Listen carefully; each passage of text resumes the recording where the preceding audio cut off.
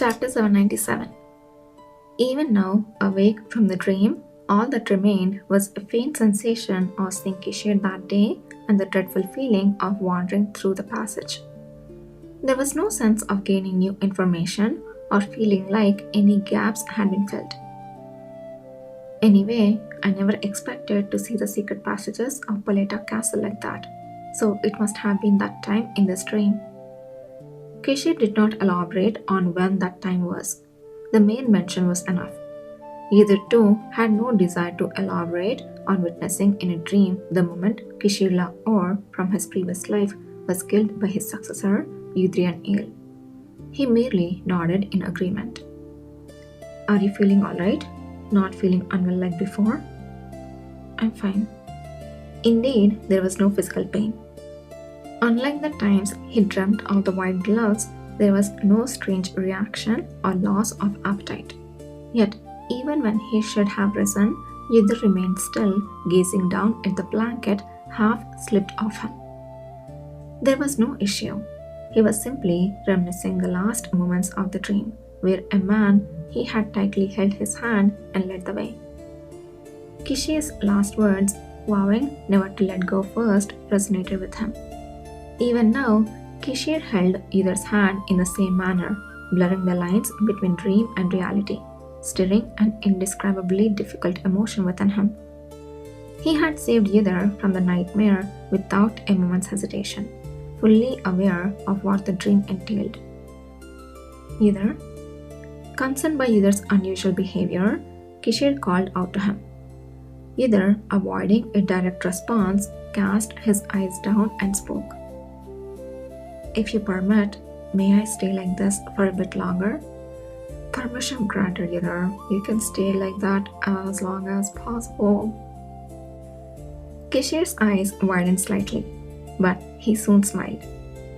Of course, as long as you like. He did not question the reason behind Yudhir's sudden request.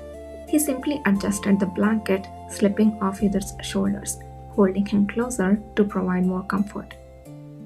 For a long time, the two sat closely, looking at the fireplace enveloped in a tranquil stillness. Yudhir suddenly became aware of the familiar scent enveloping him. It was different from the faint body odor he usually sensed up close.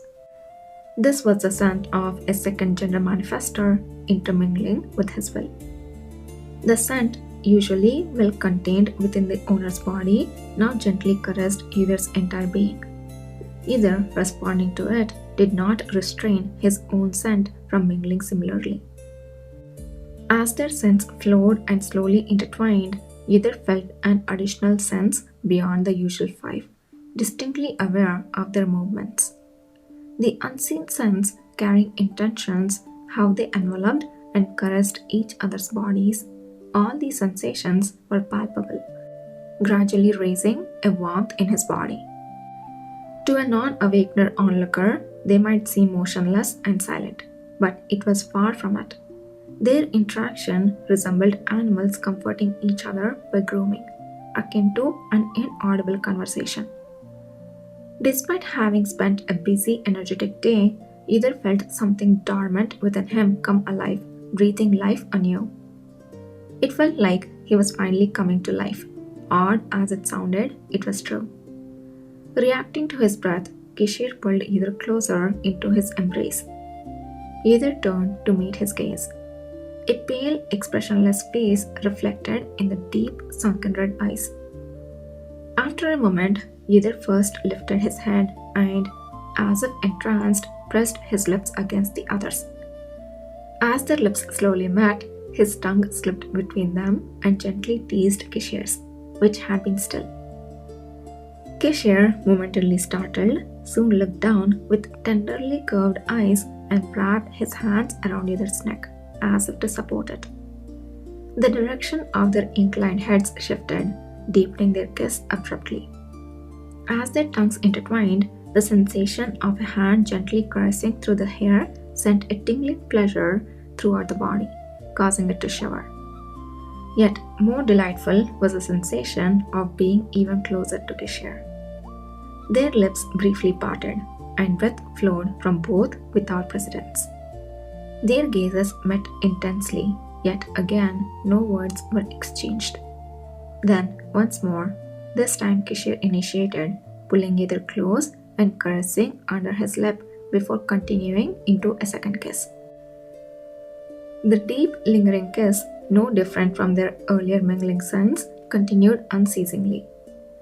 Occasionally, when either gasped for breath, they would briefly part, yet even then, their clasped hands and bodies did not stray from each other. As the kiss deepened, their bodies gradually tilted until they almost lay across the sofa's armrest, yet neither expressed nor even thought of any discomfort. There goes sofa number 3. In the heat that rose thanks to their mingled scents, Yidr desired nothing but Kishir Lahore in front of him, and Kishir felt the same. In the midst of the unending kiss, clothes fell away and bare skin met.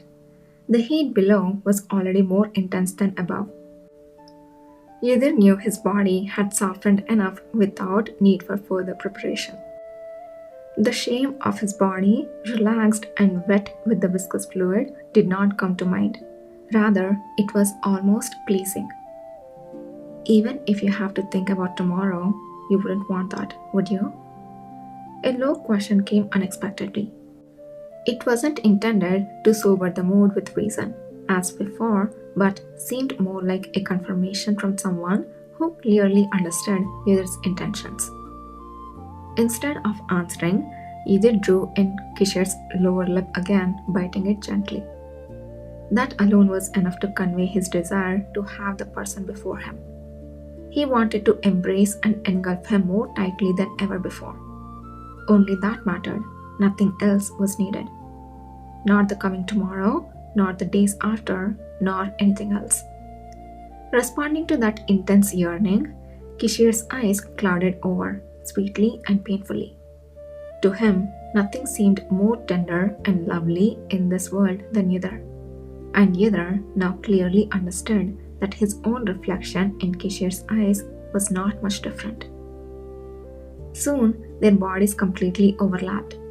Without a gap, an invisible scent around their nakedness mixed and filled the space, vibrating as one. Yidr embraced the man with his whole body as if he would never let go, no matter how the world shook, burying his head.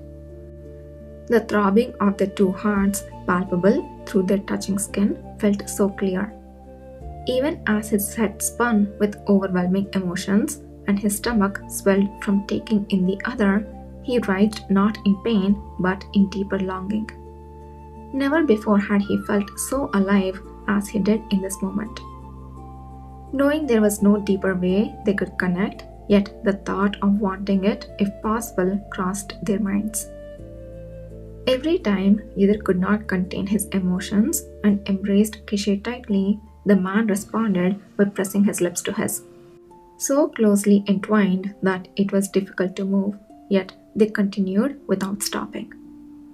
Unspoken emotions, unable to form into words amidst the uncooled heat, flowed and overflowed for a long time.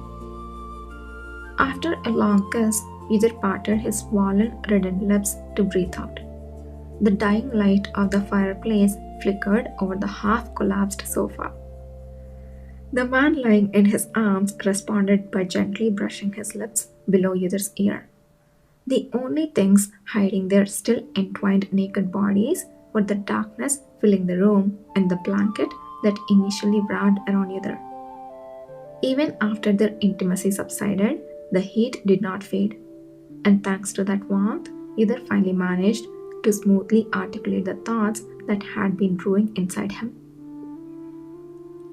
When they talk about being more close to each other than actually being this intimate, I think they're talking about having a bond between an alpha and omega. I think they have bonded in the previous life, and I think they will bond again in this life too. I hope this will be a happy memory, unlike the last one.